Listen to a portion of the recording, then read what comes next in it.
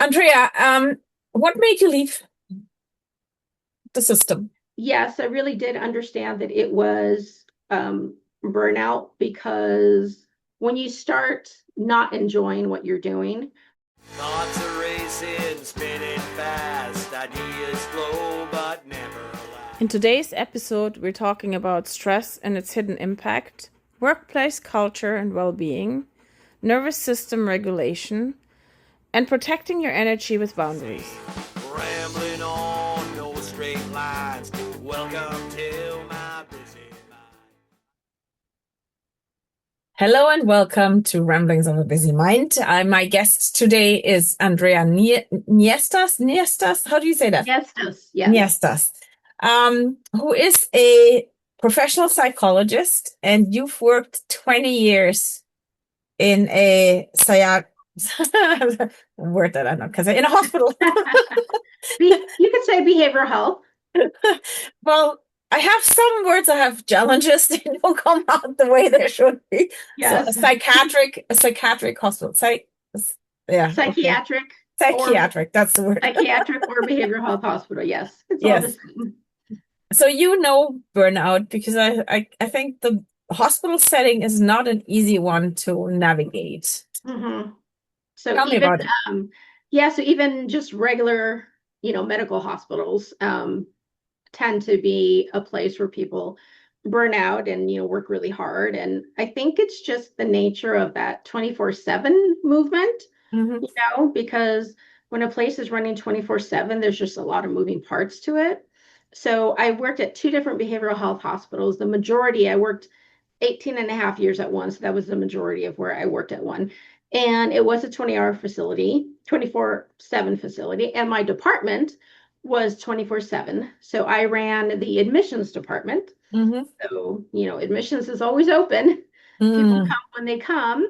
And it essentially was not quite an ER, but I call it like a psychiatric urgent care. So Mhm. sometimes we would get some really emergencies, other times just more like urgent cases, and sometimes just a little bit more routine.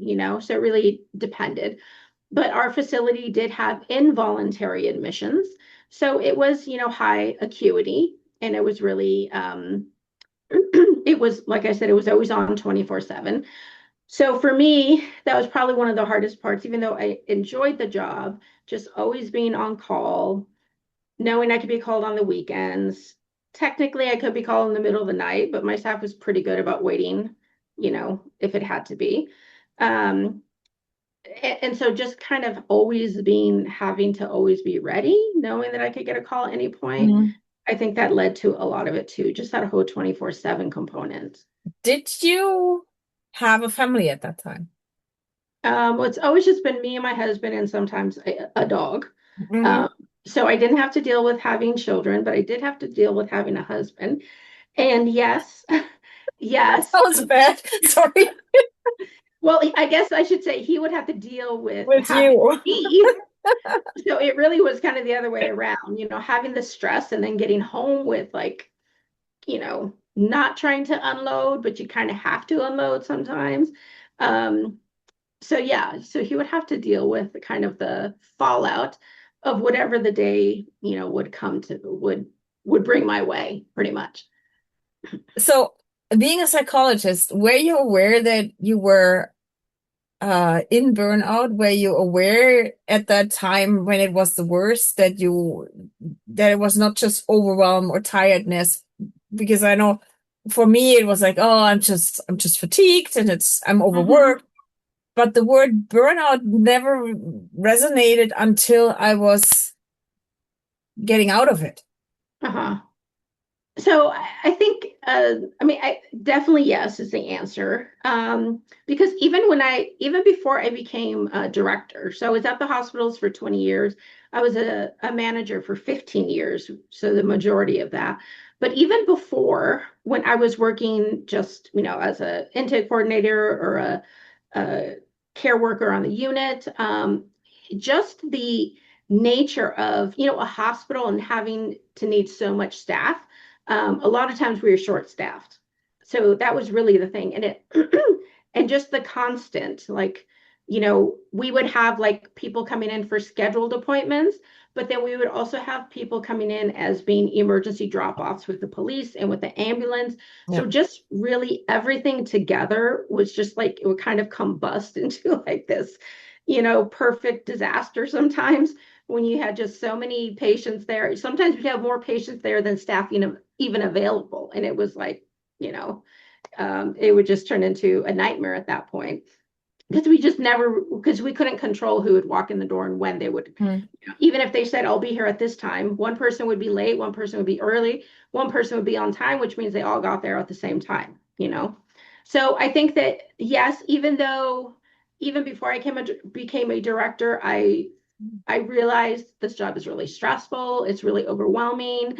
But at that point, it was a little bit easier to leave it behind because I wasn't on call. There really wasn't too much from one day to the other that was my responsibility. We did what we did.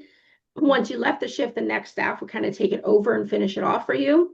So I kind of got to leave it at work a little bit easier. And then when I became director, it was a lot different, of course. So yes, I really did understand that it was burnout because when it came to just when you start not enjoying what you're doing or the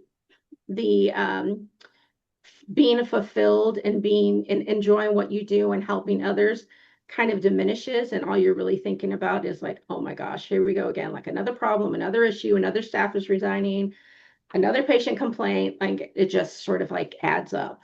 And so it really became apparent that it wasn't more than just, that it was more than just regular stress, because it was harder to sort of, that resiliency, like it was harder to bounce back. You kind of we just fell into that hole of like stress and anxiety and overwhelmed more constantly. Did you label did you label it at that time as burnout, or again, was it more like I'm wondering because language wise, do you call it burnout at that time, or do you still call it overworked? No, we call it burnout. And I think, and to me, like that was a common word at the hospital. And so I don't know if it was just because it was a psychiatric hospital and everybody was just more in tune with that sort of language. But yeah, everybody would say like, oh, I'm so burnt out, and so whether they meant just kind of physically burnout or mentally burnout, it was really a common word in the hospital that I worked at. So yes, I think I was able to like actually define it and say like, this is, burnout. And there were different periods of when I worked at that hospital. I had a couple of different supervisors when I was there. And really that kind of made the difference when I had a bad supervisor and when I had a good supervisor of like how I could actually deal with the burnout. Oh, good question. How do you define a good supervisor?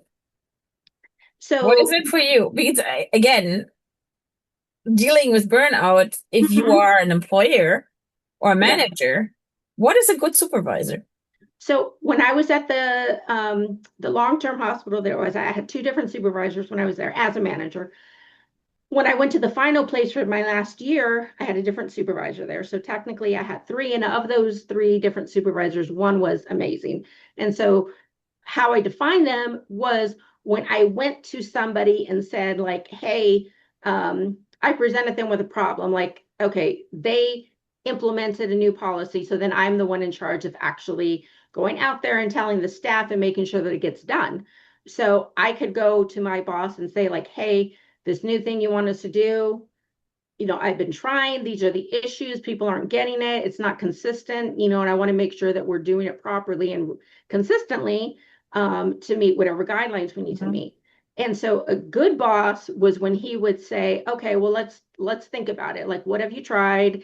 This is what I've tried, and then blah, blah, blah. And so at the end of the meeting, he's like, okay, go try these things and see how they work out. Let me know.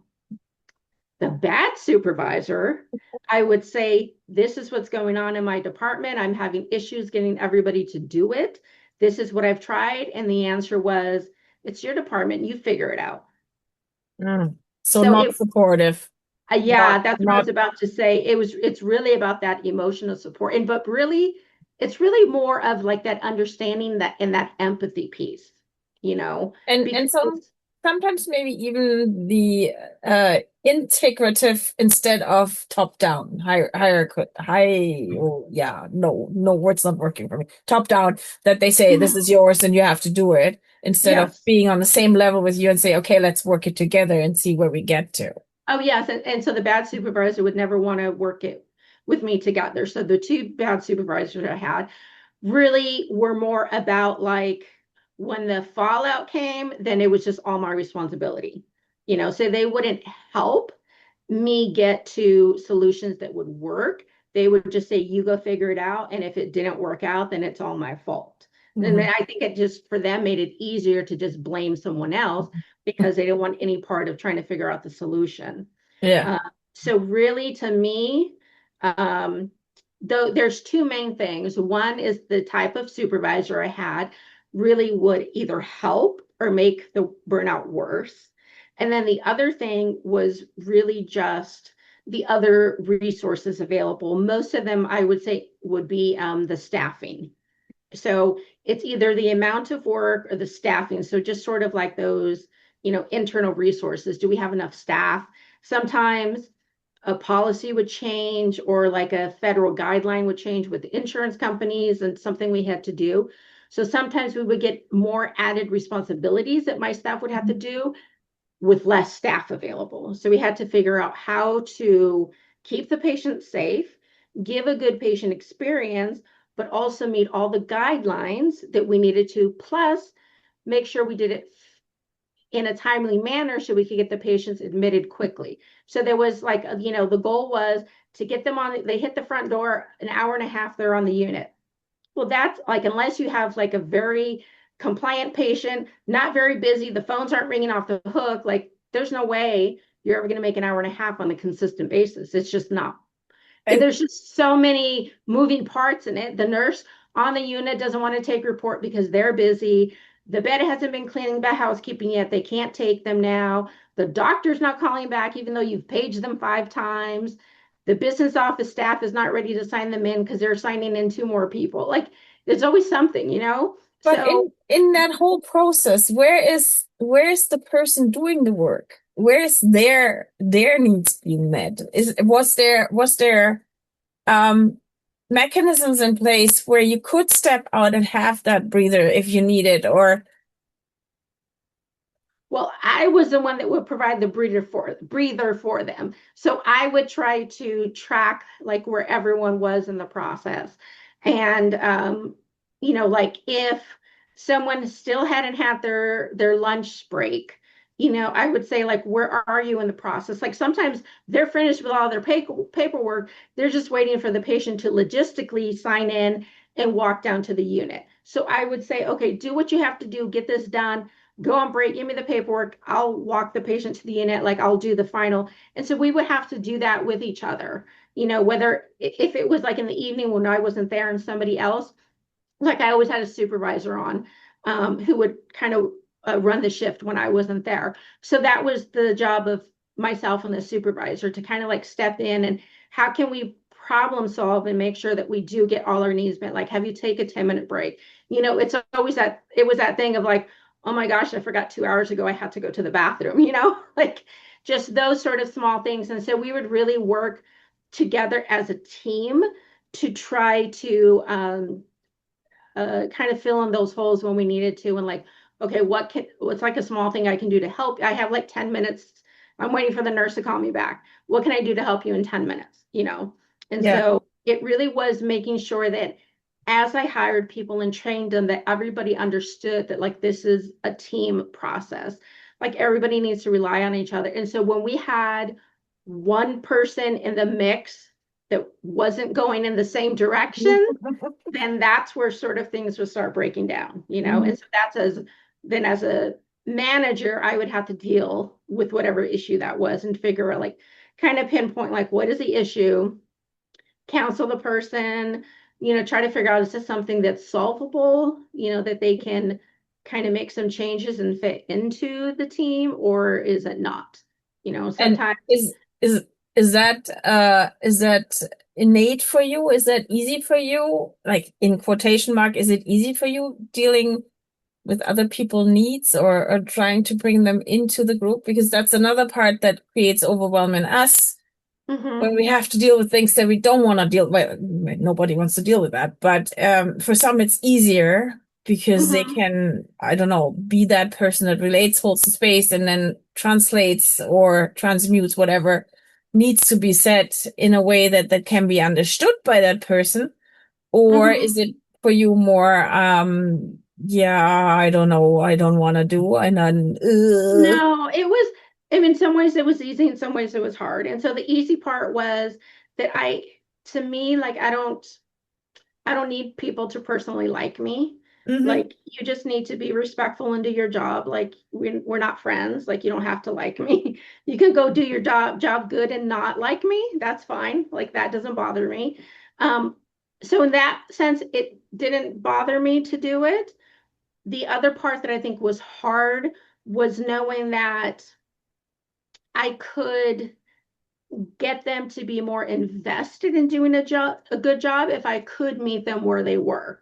So I couldn't just go out to everybody and, or, to anybody and say, like, some people, because I knew them and their personalities, and we kind of clicked in a certain way, I could go out there and say, like, what the hell were you thinking?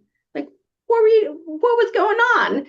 But other people, you had to talk to them in a very specific way, mm-hmm, very carefully about, there's some feedback that I've gotten, and these are the concerns that people have, and this is how it affects the team. And so I really had to do it in an individualistic way, depending on who the person was. So for me, that was harder, because to me, I was like, these are the rules, everybody needs to follow them, this is why, and just do it. Like, I wanted to say, like, just do your job. it's But I logic. knew, Here's the handbook. yeah, but I knew that I couldn't, and I knew that for my own benefit, to get a better working team, I had to treat everyone in a very specific way that I knew that they would respond better. Mhm.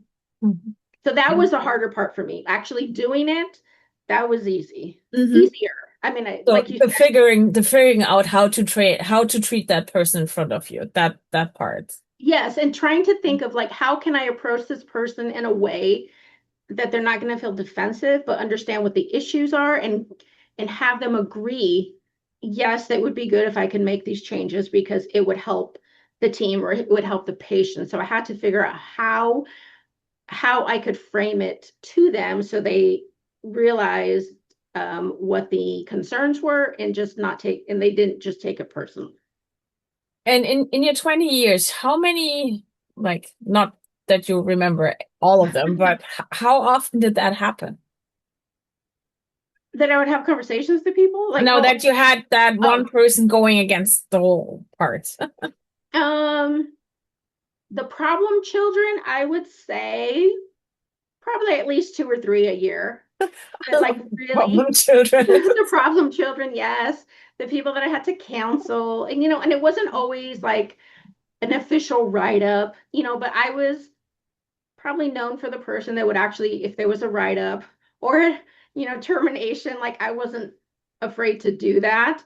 But it really would start out as like a counseling or a mentoring, and it was really like, um kind of making a goal, like, okay, well, this is what we talked about, like, let's check in a week, let's check in 2 weeks, and kind of just see how you're doing. Like, this is the new thing that you said you're going to try to help the situation.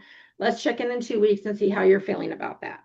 And then I would talk to the supervisor that would be working with them and say, hey, I talked to them about this. This is what you need to do in order to help. So everybody had their part, because it was a whole team collaboration. Like, everybody, the supervisor had their part. The person who needed to make some change had their part. And then my part was making sure that everything got done. Mhm. So it really was, at least for me, to be an effective leader, I really had to have my hands in everything. So to me, it was, the balance was trying not to be a micromanager, but trying not to, like, um, be so out of the loop that I didn't know what was going on. Mhm. So I really had to balance that out. And sometimes that was hard. To have time for everything, that was hard. Yeah, I believe that. So just a quick shout out to our audience. If you find it beneficial what we produce here, and if you like and again want to share it, we would appreciate a subscription, a like, a share, and even a comment. So if you have something that you can relate to, let us know so that we can tie in and have a conversation. That would be really great. Andrea, what made you leave the system? Well, sort of a couple of things. So I moved. So I mentioned that I worked at one hospital for 18 and a half years. And the only reason why I left that hospital is because I moved to a different city. Mm. The city that I moved to actually happened to have a sister hospital. They were owned by the same corporation. So then I just transferred to the new hospital. And by that point, I would say I was in my mid 40s. And that was the worst job I ever had in my life. That hospital was night and day. Like, even though they were owned by the same corporation, they were complete night and day. Mhm. And it was just a shock of how different it was.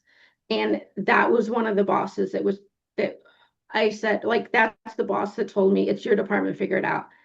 And I was just like shocked. I was like, I can't, like, how can I do my job when if I'm obviously stuck and asking for help, and Mhm. the person that is supposed to be my boss and supervising me and I thought helping me is not offering assistance, like how am I supposed to make this work? Like, I don't know. Obviously, I don't know. Well, I know what they want, but I don't know how they expect me to be able to achieve that goal if I'm not able to do it on my own with the resources I have now, with my ideas and what I've tried so far. If that's not working, like, what am I supposed to do? I had someone before who was able to help me and talk me through things and work with me, like you said, as like an equal, as opposed to someone says, like, I don't know, figure it out. And to me, it was like, figure it out in parentheses, they don't say it is, and if you do it wrong, you're in a boatload of trouble. You know Yeah, what I mean? yeah, yeah. Like, I No, knew if I didn't get it right, I was just going to be like, I was going to be and determined. again, upper management is detrimental. They have ideas that they want to see done, and if they don't support what they want to see done, how are you supposed to fulfill their expectations when you don't know what they act? And that's like in my life, there were quite a few supervisors, managers, whatever you want, directors, whatever you want to call them. Mm-hmm. They had an idea of what should be done, and then they left you with that. They Mm-hmm. didn't give you a framework. They didn't give you any other information other than this is the goal, achieve it, which doesn't help because goals can be achieved in different ways. Yes. Often the way you achieve it is way more important than the goal itself. And when they would be involved in the path there, in the journey, then they might change their goal because they see that in the journey, the goal is not reachable. And I wouldn't even call it a goal. I would call it a requirement, because a goal makes it sound more of like it's flexible. This is kind of a target. Like, whereas a requirement is like, this has to get done, like, no ifs, ands, or buts about it. To Mm. me, there were requirements because my direct supervisor was the CEO. So he was getting direct information from the president and the vice president for the corporation. So I was like a pretty direct link. Like, it would go straight to the CEO and then straight to me.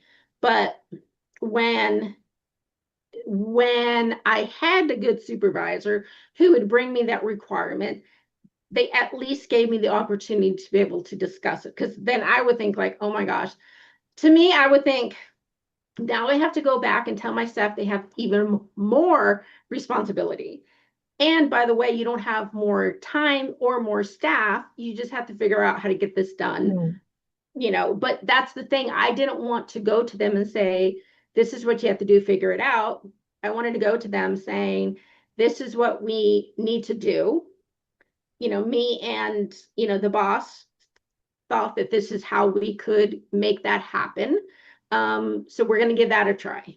And if that doesn't work, then we'll rethink the whole thing. Maybe you have to go to a plan B, but for now, this is what we're going to try. So I did try to, sometimes there were instances where we can ask them ahead of time, like, okay, this is a new thing that we need to do. What are your thoughts about it? So whenever possible, we try to leave it open for some sort of conversation or suggestions so that they can give feedback too. And, or like I said, at least we would say, this is what we're doing first. And then there was, we always had to make room for a plan B and a plan C. And, it was annoying in the sense like, okay, we're doing this new thing. And last week it was this thing. And now you have to remember the new thing, which was a pain. That's a downside. But the upside is at least we're flexible. It's more dynamic. We're able to change things as we go along, as we see how they're working. Because sometimes we thought like we had it all solved. And then we try to implement this new process and it's a disaster. So then we have to say like, hey, you said this is not working. I'd ask my staff, what do you suggest? Or what's the problem? Why can't we get it done? Mm-hmm. And sometimes we can fix it and there'll be smooth sailing. Sometimes we just have to start from, ground zero again. Mm-hmm. Yeah, I find the best manager you can have is involved and has its ear involved in a way that it's supportive, not like the hand on top and saying this is the way it goes. And Yes. they have their ear to the ground, which means they listen to the lowest step, like to the first step in the process. Mm-hmm. So they see the full effect of everything and not just this is what I want. No, you see, as I said, the whole journey and where it goes to.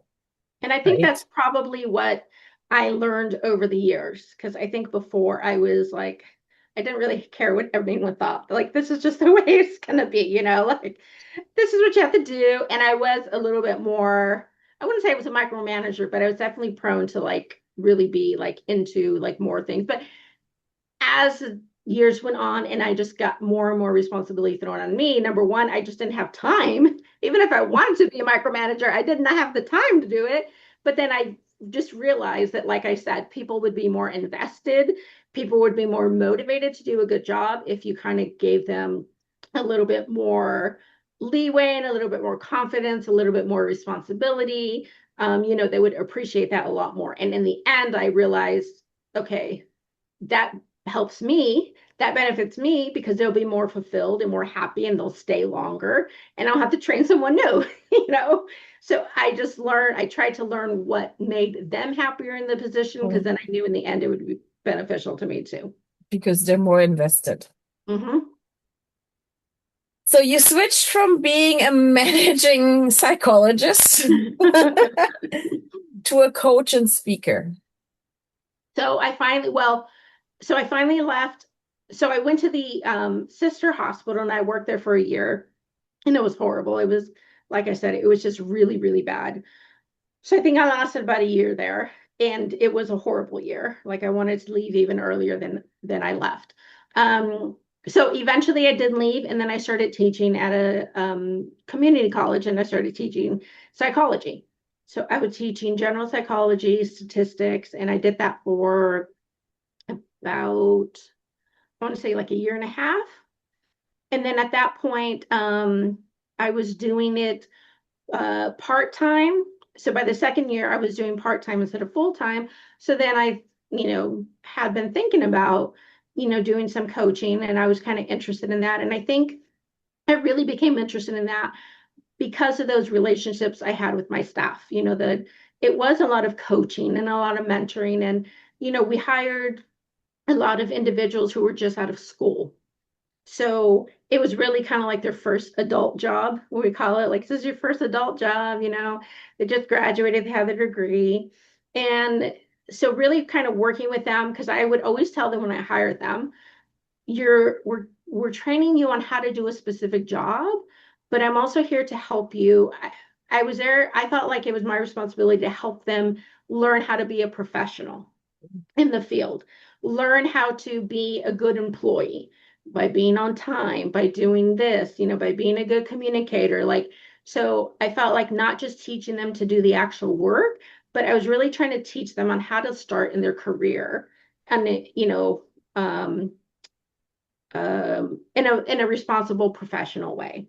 So I enjoy doing that. And so I thought that would be a good thing to kind of continue in a, kind of in a different arena though. So what kind of people are you working with now?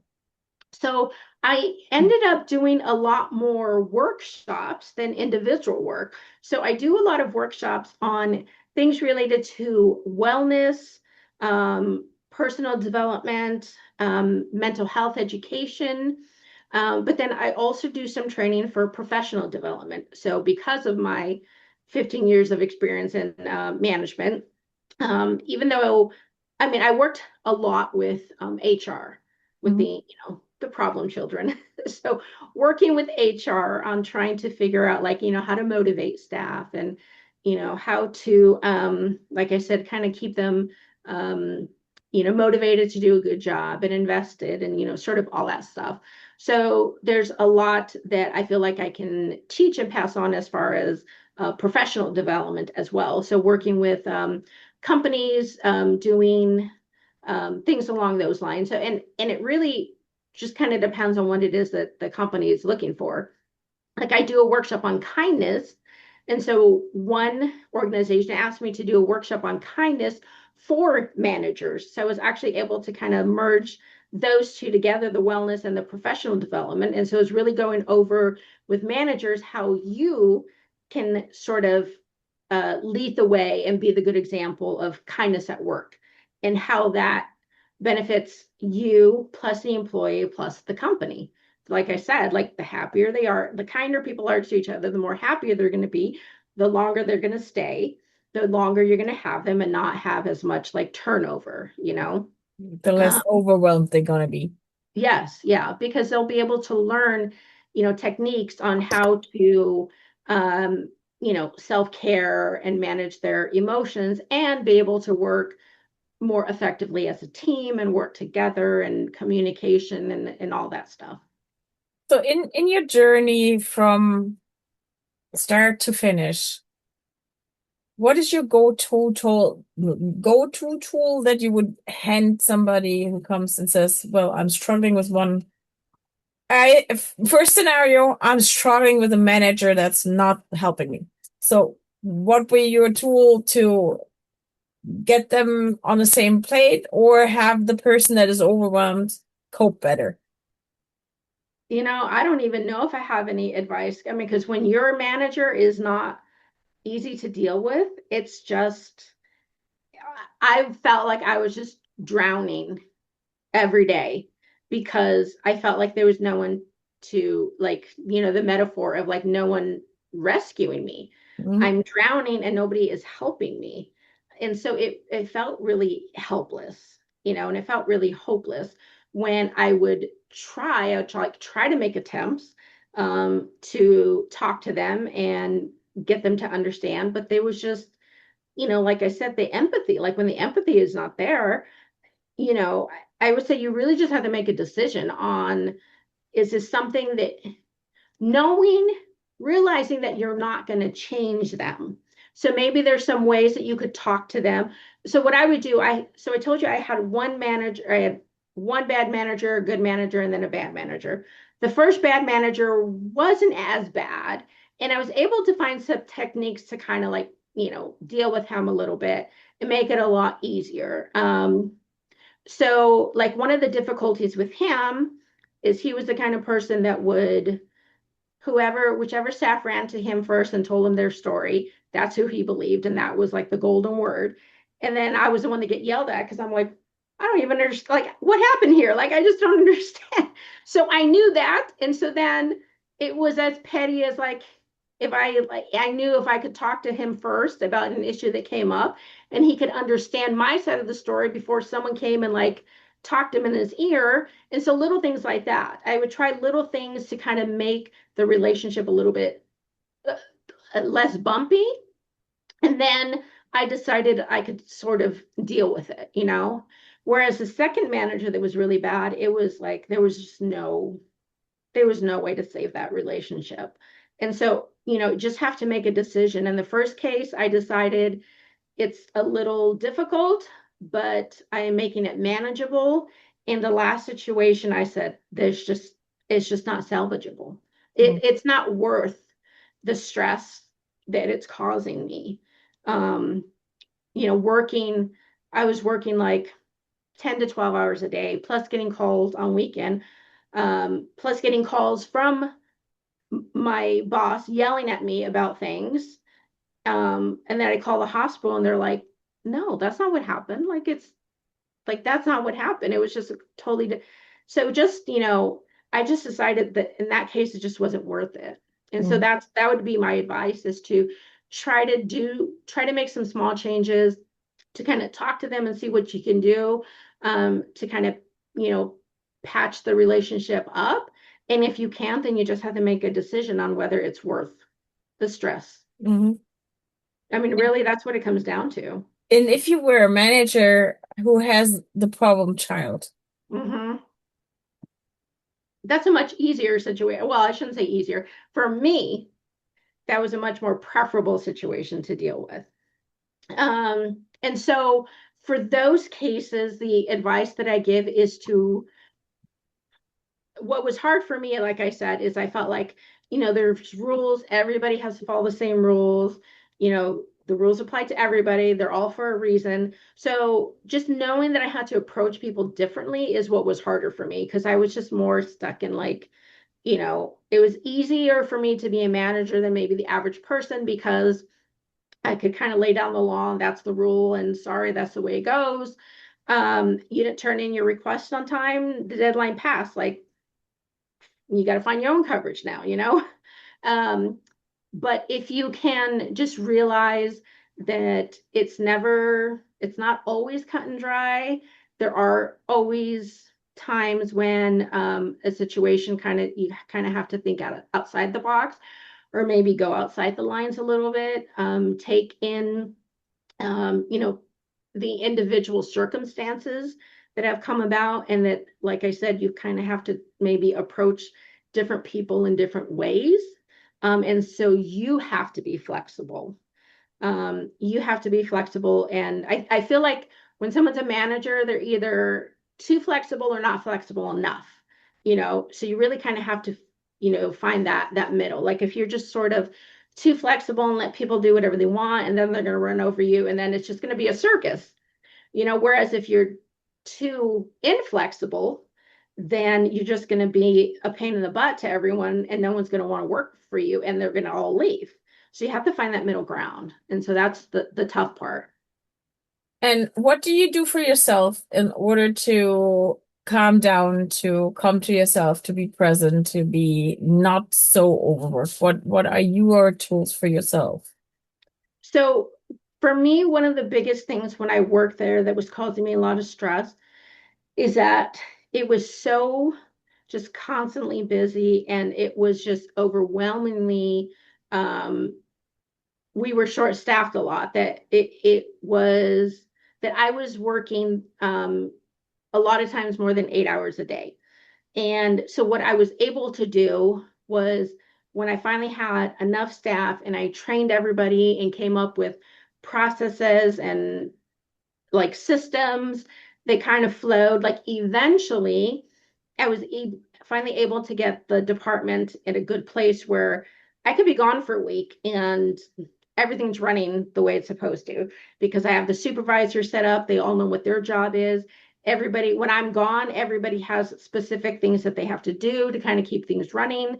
And so just knowing, or finally getting to that point, it was a lot easier for me to be able to say, like, okay, I'm working 8 hours a day. Like, I'm not going to be late for doctor's appointments anymore. I'm not going to be late for, you know, going out to dinner with a friend, because those are the boundaries that I'm going to set. And if I have to stay late, because as a manager, I was salary employee. So if I had to stay late today, fine, I'm going to stay late 1 or 2 hours to help out. But guess what? Tomorrow I'm coming in an hour or two late.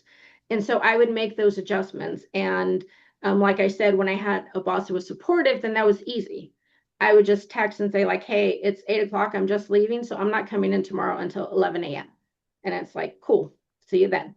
Mhm. So I was able to put those boundaries because I had someone who was supportive, and also because I had done sort of like all the legwork to make the department run smoothly. So then when things were running that way, it was a lot easier for me to, be able to step away when I had to. Is there any books or anything that you would recommend to somebody who is in overwhelm and stress in a similar situation?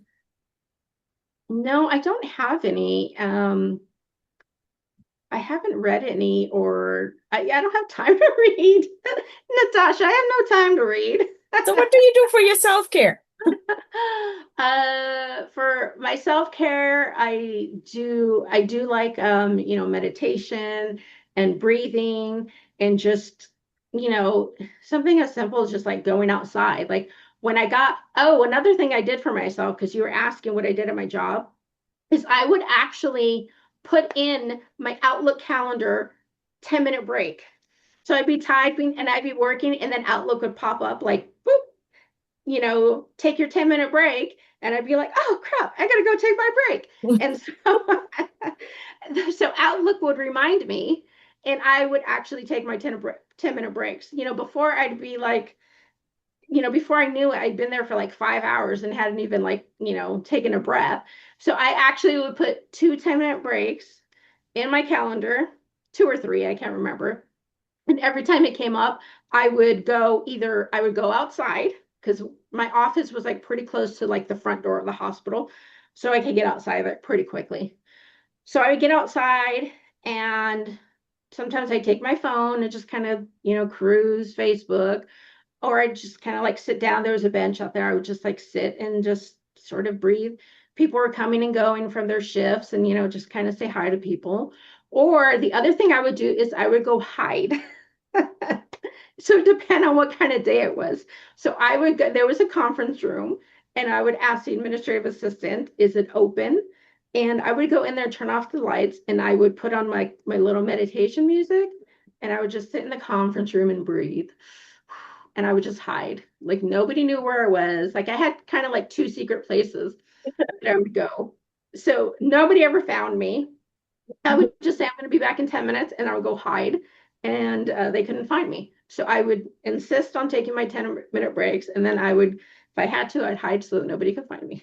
It's so funny that if you're a smoker, you get your 10 minutes fairly often. But if you're not, or not anymore, you don't have that reason to go for a break, and you don't take it. That's the other part, right? Somebody who's not smoking actually does take way less breaks than somebody who is, because the smokers usually always run out and have a smoke or coffee or whatever. And the other ones work, right? Well, and that's why I actually used to go to the front of the building, because the smokers would go to the back of the building. And so I would end up going to the front, which was always a risk, because then you got people coming and leaving the hospital, and someone would be like, oh, I have a question for you, which is why I would typically have my face on my phone, because if I did, then they would kind of leave me alone and just walk by me. But I did not want to be around the smokers, so I would go the other direction.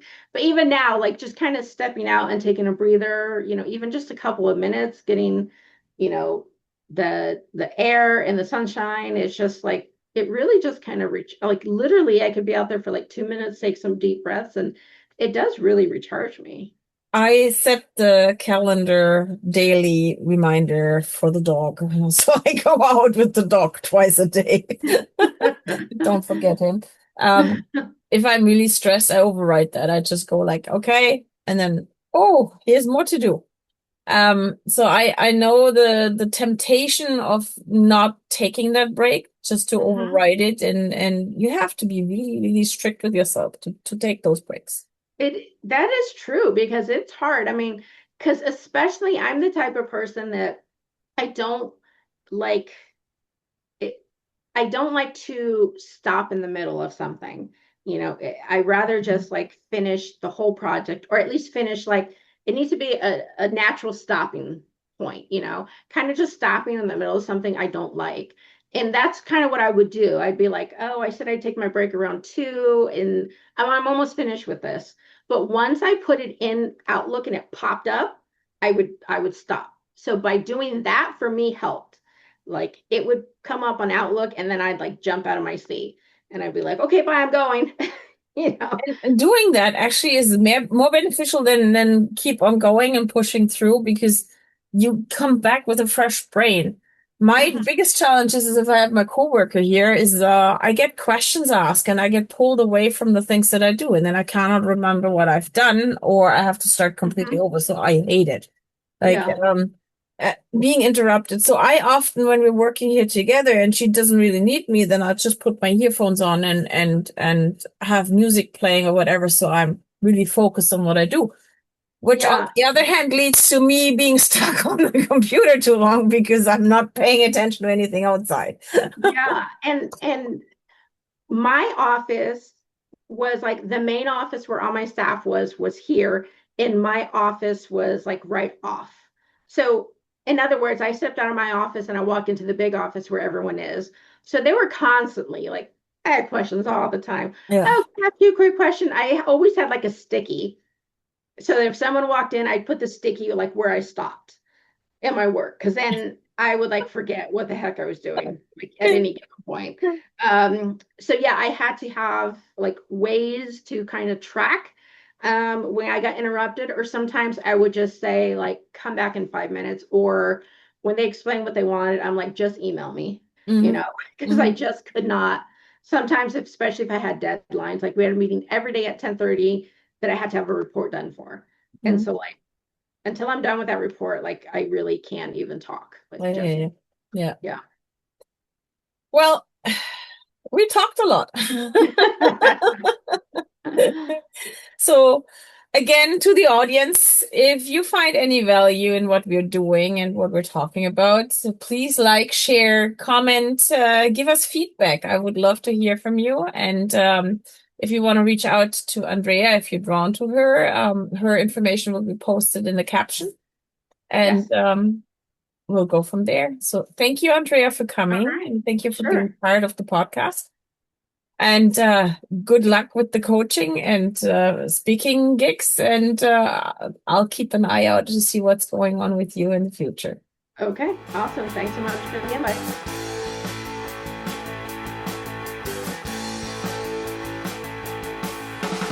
Thoughts are racing, spinning fast. Ideas flow, but never last.